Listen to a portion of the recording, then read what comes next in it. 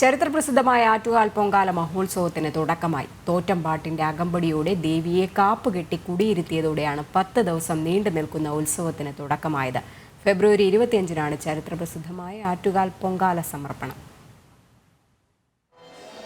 കണ്ണീരും പ്രാർത്ഥനയുമായി ഭക്തജനലക്ഷങ്ങൾ അനന്തപുരിയിലേക്ക് ഇരച്ചെത്തുമ്പോൾ നാടും നഗരവും യാഗശാലയായി മാറും. ഈ വരുന്ന 25-ാം തീയതിയാണ് ചരിത്രപ്രസിദ്ധമായ ആറ്റുകാൽ പൊങ്കാല.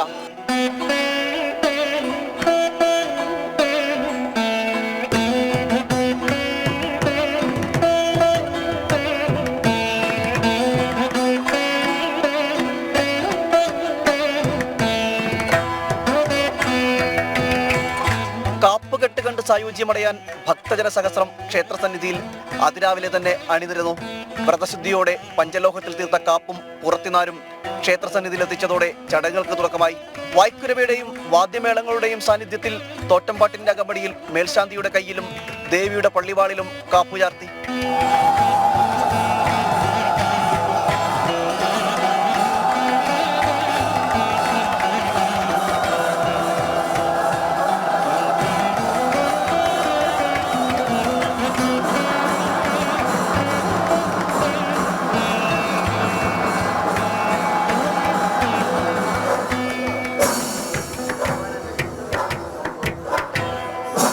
ക്ഷേത്രത്തിന് മുൻവശത്തുള്ള പാട്ടുപുരയിൽ കണ്ണകി ചരിതം പാടിയാണ് ചടങ്ങുകൾക്ക് തുടക്കം കുറിച്ചത്.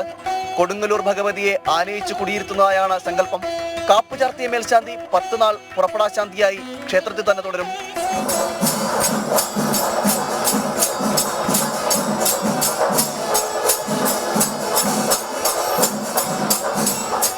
ഉത്സവത്തോടനുബന്ധിച്ച് ക്ഷേത്രസന്നിധിയിൽ പഞ്ചവാദ്യവും അരങ്ങേറി.